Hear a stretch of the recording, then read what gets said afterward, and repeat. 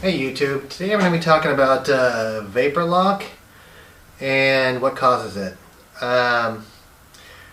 So vapor lock is caused by when your fuel boils in your carburetor or in your fuel line. So what happens is it creates a back pressure in your fuel system and no fuel can get in your carburetor to allow gas into your engine. So here's a carburetor. It's a Edelbrock 1406, and I just wanted to show you. So when you're getting vapor lock, usually when you get that is when you're either idling at a long period of time and your engine heats up, or if you turn your car off and turn it back on, or let's say you park for like a half an hour, 15 minutes, and then you get heat soak. And what happens is the gas actually boils.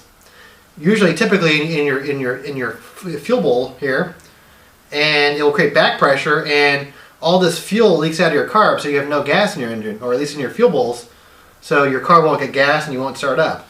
So the engine has to cool off so the pressure can build it back up again and you can start your car again. So the reason why vapor lock has become a problem now in the last 20 to 30 years, and it never really was that big of an issue, back in the 60s and 70s, is that modern fuel is completely different now than it was 30 years ago. The boil rating for modern fuel is way lower. So modern fuel is way more, it boils at a lower temperature and it's way more volatile.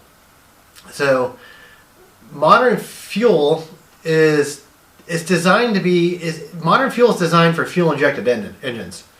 So it's designed to be, powered by an electric fuel pump, which is usually about 40 to 50 psi. And that's why modern cars and fuel injection don't have any sort of vapor lock issues. This strictly is pretty much a carburetor thing. I'm going to show you a couple different ways you can remedy, how to solve vapor lock problems. So one thing you can do to fix it is to get an electric fuel pump for your carburetor. Here I have a mechanical fuel pump and an electric fuel pump. An electric fuel pump will put higher pressure on the line, but it won't be 100% guarantee that you're going to stop vapor lock, but it's definitely going to make a huge improvement. On a carburetor car, I don't normally like to use an electric fuel pump because I hate the noise that these things actually make, the loud whine.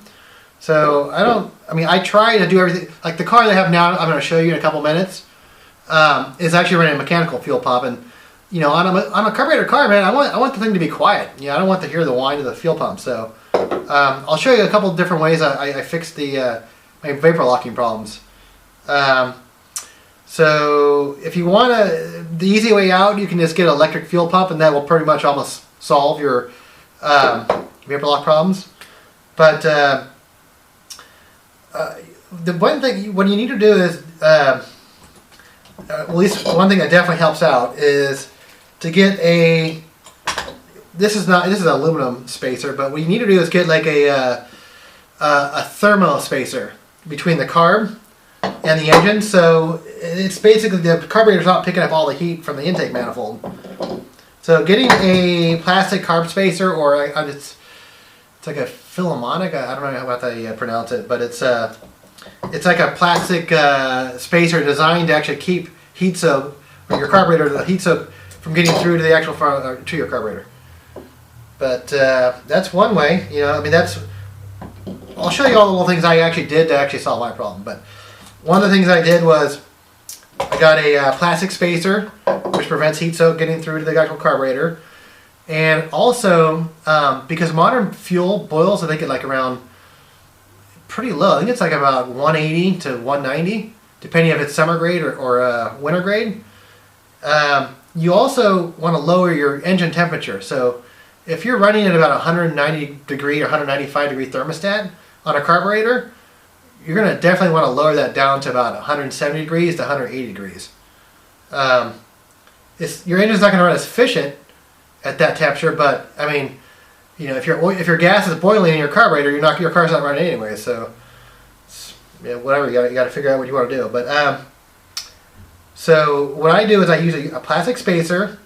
I lower the temperature, and you need to actually make sure you're actually venting all the exhaust, the hot air, out of your engine compartment.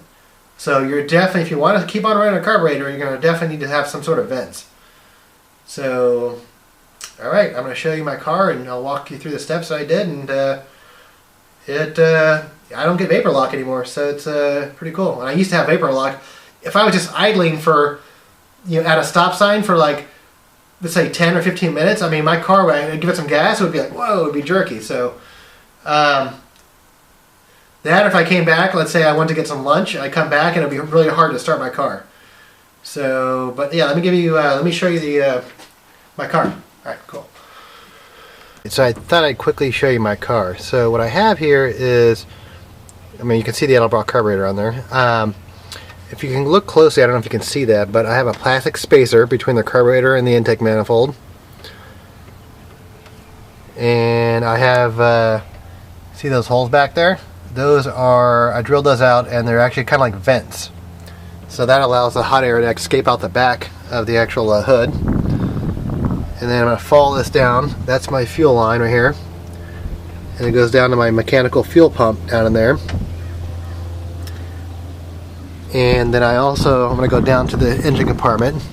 I don't know if you can see that, but I have, see that line right there? See how I have like a jacket, a sleeve on there? It's like a heat protecting sleeve.